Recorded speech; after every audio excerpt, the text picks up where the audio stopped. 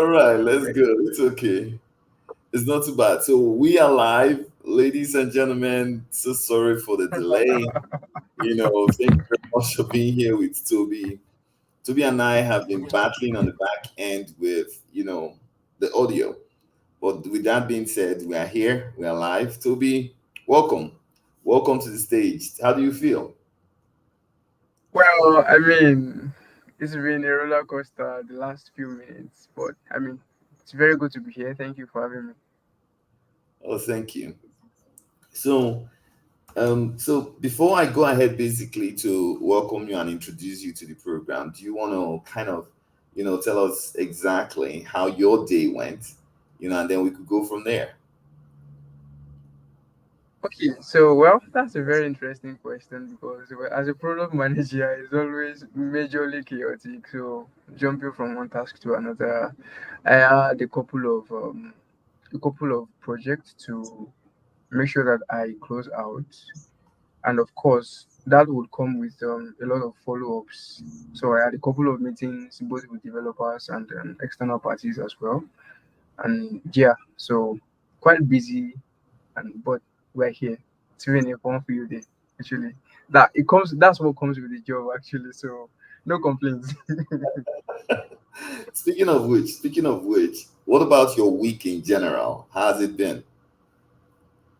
Yeah, it's actually been good. It's been good. Although, to be honest, I think on Sunday evening I was contemplating on how exactly Monday was going to go because I had something very important that I had to get done on that Monday, but I wasn't sure on how it was going to go. It started very slowly actually, but I was able to pick pace and yeah, it's been good up until now actually. Beautiful, beautiful. Thank you very much for sharing that. So, ladies and gentlemen, welcome to the program. Welcome to the Career Transformation Series. It's sponsored by the Glampy Village. We are very excited to have an exceptional individual who embodies the idea of what we call impactful leadership and innovation. He is Oluwatobi Bamidele. He is an extraordinary product manager from my observation, working with him for the past 3, 4 years now. He is a driving force for change. He is, from my experience interacting with him, I think he has a blend of remarkable skills, a passion for problem solving. I remember knowing him about 3 or 4 years ago when, he was always jumping to the forefront of trying to solve problems for the organization. He has a very keen business acumen and a knack for creativity. And when he ventured into the world of product management, especially with the digital bank team at Polaris Bank, he has been at the forefront of building and managing, a diverse array of, captivating products and features. And his experience, extends not only to supporting his team, but also, working very closely with third party and internal developers as they build new products and functionality into the organization. He is very, very technically, he has this technical prowess that he would be delving into during the part of this entire program. And he has some experience also working with product designers, QAs, DevOps engineers, legal experts, you name it, decision makers. He is versatile. He is very impressive. Ladies and gentlemen, please do meet Oluwatobi Bamidele. Thank you very much, Toby, for being here with us. Thank you very much. Thanks for having me. It's a pleasure to be here with you guys, everybody. Yeah, beautiful. So now, tell us a little about product management. Excite us with your journey with product management. What's got you interested in being a product manager?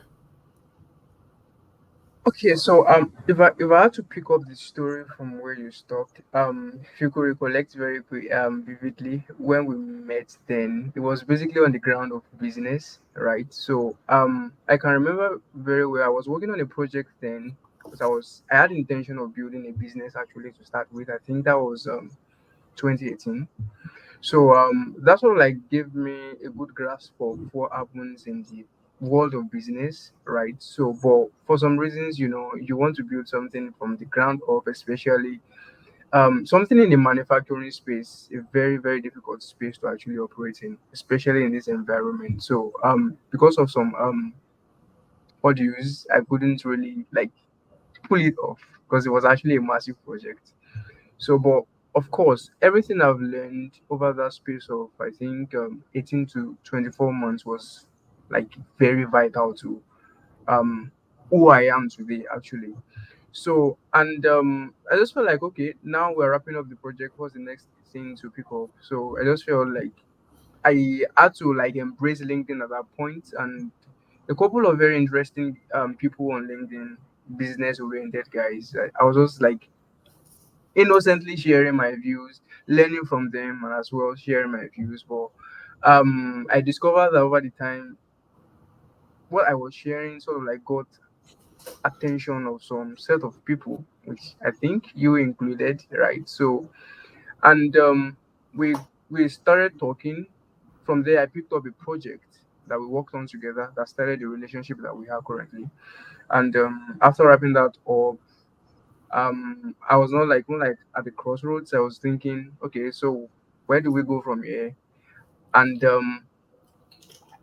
I can remember then it was in between either doing DevOps or product management. So I had to do a very, very detailed findings around what both entails. And I sort of felt like I'm sort of like more aligned to product management, basically because of some of the things you mentioned already. I'm driven by three things. If I had to drill it down to three things, making impact, like huge impact, and then solving problems, right? Those three things are very important. Two things are very important. So I feel like, well, it looks more like product management is at the center of that. So let's just go ahead and explore that. So yes, that's basically what brought me to where I am today. Nice. And how's the journey been for you so far? Well, for every good and competitive thing, it's always come with its challenges, right? So challenges of having to have a good understanding of what has to be done, because I can remember very when it was very intense. I was learning. I was on a project. I was running a course. I had a couple of books to ensure that I'm well aligned, because I'm someone who, if I want to learn something, I want to be sure that I'm well grounded in it. It's either we do it well or we don't do it at all, right? So, and it was very intense. And then we moved from okay, we have a good understanding of what is happening in this space now to breaking into like literally and practically breaking into the space. And it's very competitive, right? It's competitive because we have a lot of people, how tech is, especially in this environment. It's just more like a shortcut to getting rich, if I can use that term, right? So, so everybody wants to do it. Because of that, it's sort of like crowded. And another thing to it is the fact that, and of course, basically around the law of demand and supply, right? Something that you have a very huge demand for with less supply, definitely supply for with less demand, definitely there's going to be a problem. So we have less companies having with um how do I put it, with little to no time and energy to deal with someone who is just starting out, right? Because they want someone who is just going to come in and then hit the ground running straight up.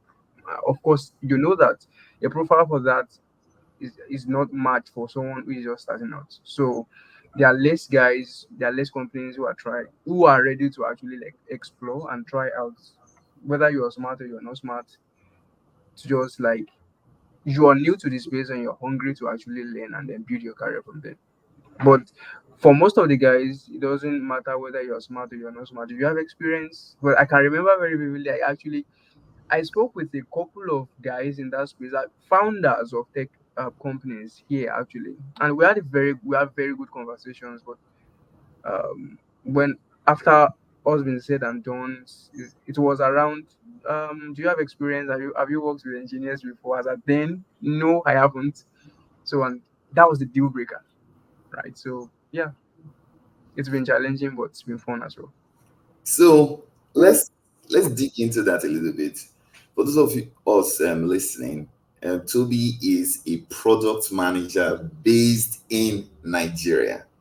So a product manager in Nigeria, and when he keeps talking about here, he's referring to Nigeria because he lives That's and correct. works in Nigeria. And then Yeah, also to bring some color as well, he is when he says competition, he's talking about the hyper competitive nature of what it means to get into tech in general in Nigeria. yeah, I believe you live and work in Lagos. yeah. I do. I do. And then, ladies and gentlemen, for those of you who do not know, Lagos is a state in Nigeria with a population of well over 30 million people. And then with 30 million people, they are practice to have a job in Lagos with that number of people in a field in tech that is relatively new, like agile and product management. You can imagine that it is one in a million chances. So tell us about that experience. How were you able to go from, because I remember when I met with you about 3 or 4 years ago, you Yeah, were interested in being a business development manager. In fact, yeah. you were doing business development at that point in time, and one of the things I was very attracted to was the way you expressed yourself, the way you carried yourself, the way you provided recommendation, business advice on highly business centric conversations. You lend your thought leadership, especially your writing. In fact, I've stumbled on a couple of your writing when I've read your work on LinkedIn. When Yeah. the way you articulate yourself on business problems was, phenomenal. Now, taking Thank that you. experience, writing, discussing, tell us about how you were able to convert that skill into getting a job as a product manager in Nigeria, in Lagos. How was it? Right. Yeah, that's a very good question. So, if I can mention, I think majority of things that we have around, especially say in corporate, largely circles around visibility. You're selling a product. Your product only is only going to sell when you have the visibility, right? If the visibility is not there, definitely it doesn't matter how good that product is. It's most likely not going to go anywhere. So, one thing I was able to learn very quickly is how to authentically, that part is very important, how to authentically put myself out there and then showcase what I can do. Because it's not about it, it's okay, you're looking for an opportunity. I can come to you and say I can do XYZ, really doesn't justify whether or not I can do it. It's just by mouth. But when you see or hear what I have to say regarding that particular thing, it might not be enough entirely to justify my competence as far as that particular thing is concerned, but it's going to speak way more to, okay, he has knowledge, he knows what he's talking about. And of course, if I haven't probably explored that space, I wouldn't know as much as I do, right? So, and I feel like it's a better strategy than just going around asking people for please, if there's a role here, hire me, right? So, and particularly I like having very very interesting and intelligent conversations, right? So, and business is a good way to start with the skills I have in business. I just there to just launch in that and then see where it will carry me, basically. Hmm. So visibility is a very good part, and well, yeah, it's worked really well so far. So let me break that down. What you are saying is for you to be able to get the job you had today, you were Yeah, extremely visible. You were visible on social media. You were visible on LinkedIn. You kept Yeah. writing, you get commenting. I noticed, I was reading a couple of your comments on Dr. Ndubisi BBC Ekwekwe. equipment. Yeah, Yeah, correct. I've read some of your work with under him. So anytime he engages on LinkedIn, he is, for those of you who do not know Dr. Ndubisi Nkekwe, he is a prominent writer. He combines his writing skills, being a professor in, I think, is it Harvard or MIT? One of these Ivy League Yeah. universities. He's a professor there. He is a patent holder. He is an electrical engineer. He is also, a very gifted trainer. He actually has a company that actually provides business trainings in Nigeria in partnerships with Pan African University in Lagos and a couple of all these large multinational organizations in Nigeria. And he also speaks and writes on politics as well, And then one of the things that Toby has done was to constantly engage with that guy's content. And because of the thought leadership of Dr. Ndibisi and Toby's thought leadership as well, it's a good combination because that write up and that interaction attracts the kind of people that Toby is looking to impress. Let me guess, the people who actually made that decision to hire you, did they see some of your writings online where they said, "Hey, are you interested?" Or how did that work to the point where you went from being a writer to getting a job? Walk us through that experience. Okay, so I think I have a couple I could share, right? So, although the ones I would mention are not directly related to the one that actually got me my job. So, there's this particular person I know. Actually, we got to connect on LinkedIn, but we sort of like we've taken it beyond LinkedIn. We've met physically before, and it was basically on my interactions on LinkedIn. I think he's been following my post for like sometimes, and eventually we had to connect. We chatted, and finally was like that he would like to meet me physically. Like I want to see the person behind the screen, right? So and we met physically. That's one. Particularly there's one I would like to share. This particular woman is a recruiter Hmm. and I didn't know. And she did that for, if I'm not mistaken, about 6 months.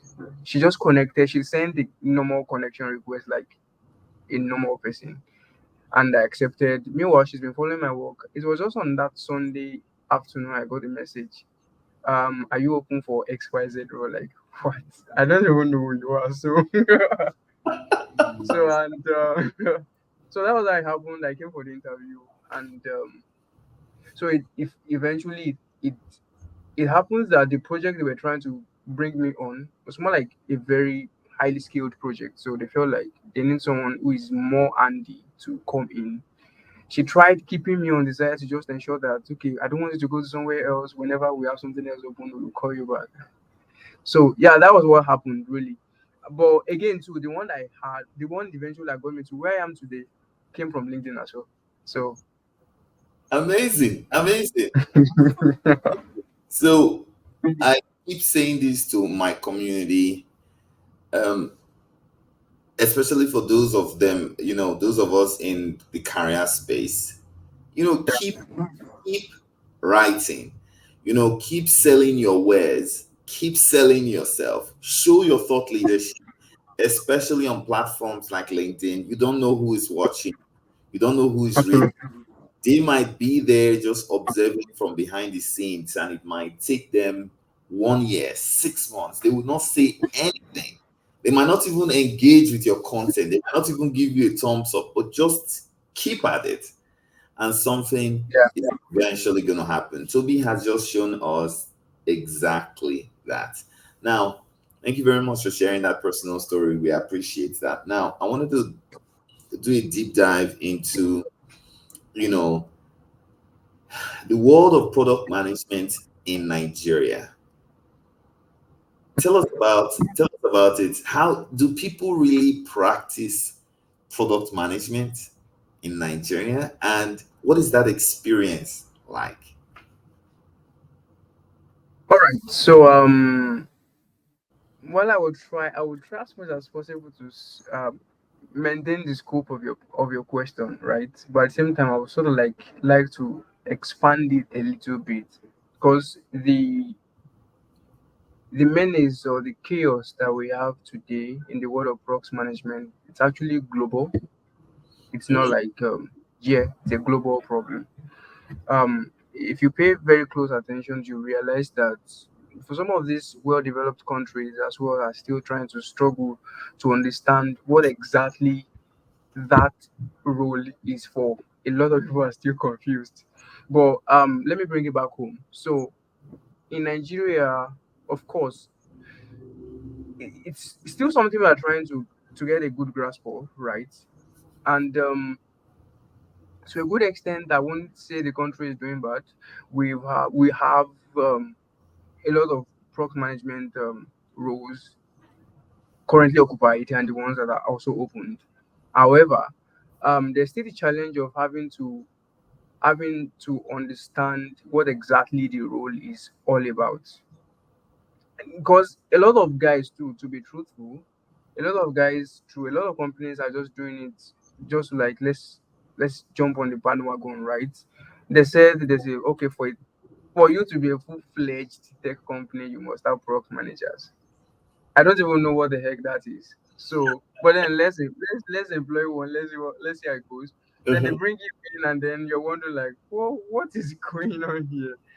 So, but largely we have people who are doing very well in that space. Although, again, too, it's also important to mention that the flavor of product management differs from company to company, even in developed countries. So, because the way company here would like to structure how product management works in that space will be different from company B. How company B is going to structure. However, doesn't mean that there are no um um cross paths or maybe fundamental stuff that need to guide and put you guys together. So to a very good extent, I wouldn't say Nigeria is doing bad, but we still have a lot to improve on. Actually, we have a lot to improve on.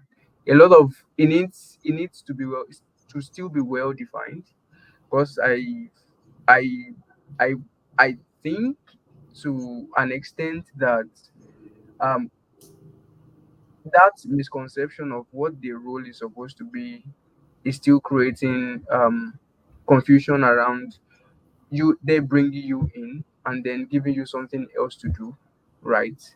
Or bringing you in, you are doing a part of what you're supposed to do, but they carry on something that is not supposed to be your responsibility to come join yours, Mm. right? So yeah, that part is also very critical, because the moment there's a loss in focus, and what I'm supposed to do is not what I'm basically like largely doing. It's going to lead to two things, like the first, and both of them are very critical to the existence of that business and to the well-being of the product manager you have employed. Those things are very important. One is there will be less productivity, and that could be due to a number of reasons, right?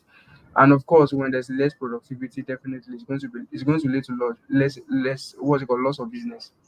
Mm. Absolutely. And the degradation of well-being, eventually that will happen.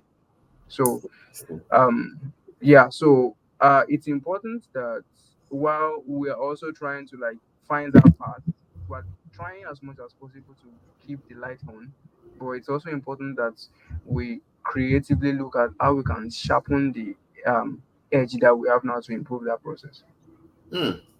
Okay, what I'm hearing you say is product management, the issues and the pain points with product management is not just local to Nigeria, that people all over the world are facing the same issue because they struggle with understanding the role of the product manager.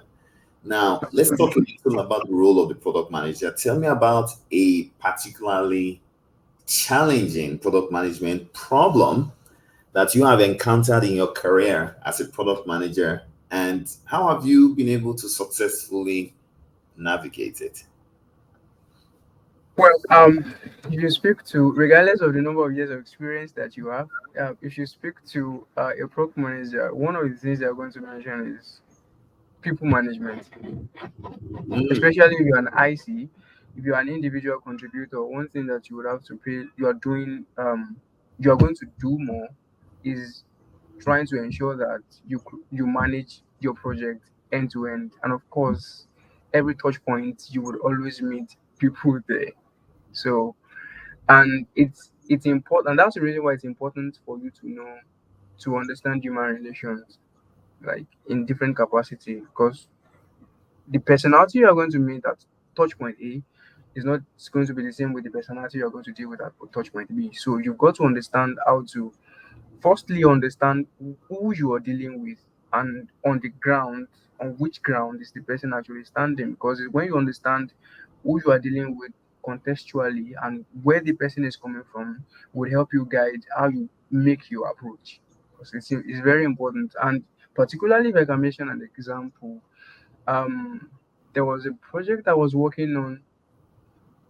Fundamentally there was something wrong in the settings when it comes to human interaction. So I knew I had to deal with that, right? So, and um so I was just thinking, I think it's very flawed, if I'm permitted to use that, to think that everybody will behave maturely.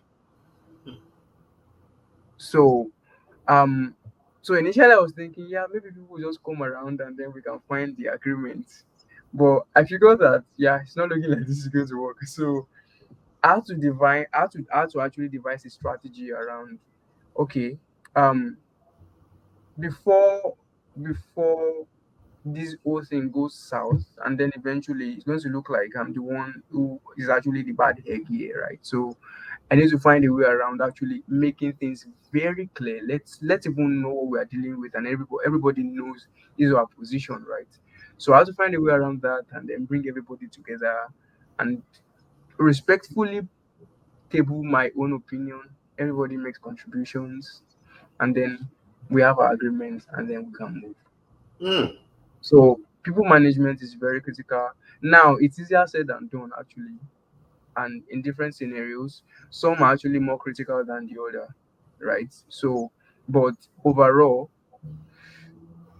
it's something you have to have the willingness to actually learn it, and it's not as if you become a pro i- the first day. It doesn't work like that. By the time you garner experience, you understand that, okay, I dealt with a similar scenario, say, just like hypothetically, you are facing a scenario and they feel like, okay, I actually dealt with something similar to this last week. Then it's going to inform your new approach, as against, yeah, this is your first launch in the waters, you don't understand what is going on here, you're most likely going to run into some errors, which is fine. It's not bad to make mistakes, it's just not, what is bad is actually not learning from it. So um be open to learn, and make the effort, commit effort to actually doing the right thing, and learn from it, basically. mm. Thank you. People management is one of the biggest challenges you've dealt with, and you've kind of shared with us some of the tips with which you use in navigating that. Now, that kind of lends itself to my next question around, diverse teams. Now, I know from, when I read your profile, one of the things I noticed was that you had experience working with legal experts on one hand, and and developers, software developers on another hand. Now, Yeah. that balance between these diverse teams, collaborating with these two groups of individuals with different skill sets, what strategies did you find most effective in fostering that collaboration and alignment between these folks? Okay, very good question. So, and again, too, if I can start with this, that's the reason why communication, crisp and explicit communication, is very important. Hmm. So, and so you got to learn how to actually make your point known in a very respectful manner. One thing, although, when it comes to collaboration, is of course you're dealing with another person who believes, whether you believe it or not, believes he or she knows his or her job, take it or leave it. So the one of the worst mistakes you can make is go there and go act like you want to come teach the person his or her job. So you don't want to do, because the moment you do that, you are going to encounter what's it called, a form of repulsion, right? Because it happens to everybody. This is my space. For example, I'm working with a developer. I doesn't mean I have to start acting like I know more than the developer. You don't want to do that. I'm working with the legal personnel. I don't want to start like acting like I know more than what the person has to offer. So even if in some instances when I have a different opinion, I need to find a way to communicate that without being offensive or making it look like um, I'm trying to teach the person his or her job. And that's the reason why it has to come in form of an opinion, not an order. Hmm. It's easier to actually take an opinion than take an order, especially if you are dealing with someone who is actually an equal with you or someone who is your superior. I mean, you can't order your superior around, neither can you order your equal around. It doesn't work. So there's nothing you can do. You can literally you can't give order. So, and if you want the person to actually collaborate with you, and this is your project, right? You wouldn't want a situation where a project that shouldn't last more than 3 months is taking 6 months because of um the the frictions that you guys are having in terms of communication. So learning how to respect people's space and then give them that free run while you also try to nudge them when necessary is very important. That's one thing. And another thing I'm also going to mention is active listening. Hmm. Right. Beautiful. So I need to it's important that before you start making a case, you need to understand where the person is coming from. Okay. But if it's just about blindly making, okay, this is what I think, this is what we have to do. I don't really care about what you think. What you think really doesn't matter that much. Definitely, there's going to be a problem. So, but listening to the person will feel understood first, and then again, that creates the kind of space for the person to actually listen to what you have to say, right?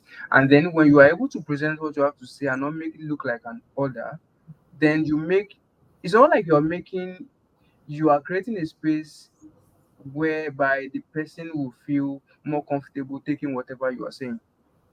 Hmm. Because one thing that would be hard, so one thing that is going to be that will be impossible, that most likely won't happen, is something that, say for example, something that will make me look stupid for taking your order. And that's the reason why um even when you are telling someone the right thing, just because they want to save face, they would still not agree. Hmm. So Wow. that's why they will find it hard to agree with you because they want to save their face. So that's it. It's important to ensure that you don't even put them in that position to start with. Hmm. So active listening, and then just respect people's space and then let them do their job. Beautiful. Thank you very much for sharing that. Now, I know we do have 4 more minutes to the end of the session, and I have two Yeah. questions for you. The first is about I know you have been a prominent contributor to a couple of product schools in Nigeria, like Utiva, and I know you also helped Dr. Okekwe's. You helped his school as well, his product school. Tell us about some of the insights that you have gained from being in these places, so that aspiring product managers can learn from. What are some insights you've seen and heard and read interacting with Utiva and all of these product schools that you'd like to share with the audience? Yeah, it's important. It's actually very interesting because I think I think about 2 weeks ago, I had a session with one product school, and there's also like a how do I put it, a product show off where after the completion of the program, those guys were divided into teams and then they had to work on projects. So firstly is exposure, right? Exposure, because it gives you access to see and hear both what you know before and what you don't know. Now I get to interact with, okay, these guys are working on this. This is what this person knows. You know, there's sharing. Basically, that's what it is. I'm sharing what I know. You are sharing what you know, and then we can learn from each other. Basically, that's the best way to actually learn, because I can't. I'm not enough on my own to start running around to learn everything on my own. Hmm. So I'm going to collaborate with others and learn from them, either by assisting them to do something. For example, I actually worked on a few projects um with Prof, right? So I wrote a couple of business cases, and those sort of like gave me a good understanding or an insight into how those businesses actually run. Some things, something I wouldn't have done, I most likely wouldn't have done on my own, right? So having to pick up stuff like that helps build you up, because it gives you the leverage of having to learn from people, and then exposes you to something that ordinarily you most likely wouldn't have had access to when it comes to probably learning. And again, too, my willingness to actually share and making part is part of the drive as well. Amazing. Thank you. We are out of time. I just want kind Yeah, of we are. I just wanted to kind of summarize all the things you shared, especially for our audience here. You talked about what has helped you to become the product manager that you are today. It started with your ability to, first of all, consume content, which is you're an autodidact. You love to read, and not just reading and taking all of that information and keeping it to yourself. You like to share. You like to give back. In the process of giving back, that's how lots of people got exposed to your work. Lots of people saw your work for the first time, and that got them curious to say, who is Oluwatobi? And that eventually led to multiple opportunities for you, including getting to work with Dr. Ukekwe, the professor, the Harvard professor, where you wrote multiple business cases for him, which allowed you to develop a good understanding of business that influenced your decision to becoming a product manager, so that you can help organizations in their development of products and their business architecture, their business structure, and their business development. And then you took that knowledge, and while working with teams internally, you have been able to help teams grow through, supporting, making sure that you respect their space. Even when you are interacting with them, you show there was this mutual respect. These were diverse teams, legal and development. You should respect regardless, and you were able to allow them feel heard and respected. And you did this through active listening. And then subsequently, we are sharing with this audience that they should understand that learning is a two-way street, that they are learning, but at the same time they should be open to giving up, giving back. By doing that, they develop holistically as a professional, and if their interest is to become a product manager like yourself, that is one way with which they could do so. Did I capture everything? Yeah, that makes a lot of sense. Thank you very much, Toby. And there is no time we would have been able to take questions from the audience. What we are going to do basically is some of the questions that you've shared, we would ask the audience to share it on our LinkedIn page that you can respond, and give them a detailed response, especially since we're out of time. So, Cynthia, I see your question here, Cynthia Mobis, where she's asking if you can give an example of how you've communicated by approaching a situation, and I understand also that Kelly is also asking another question as well. So Kelly and Cynthia, please do well to drop these questions on our LinkedIn page underneath Oluwatobi. If you go there, basically you're gonna see this same video there. Just drop your questions there, and we are very very, very sure that Toby is going to come back to those questions and answer them very, very detailedly. Thank you very much, Oluwatobi, for your time. Looking forward to seeing you again on our program. The pleasure is real. Thanks for having me. Yes, sir. Have a good one, team. All right. Bye bye. Yes, sir. Bye bye.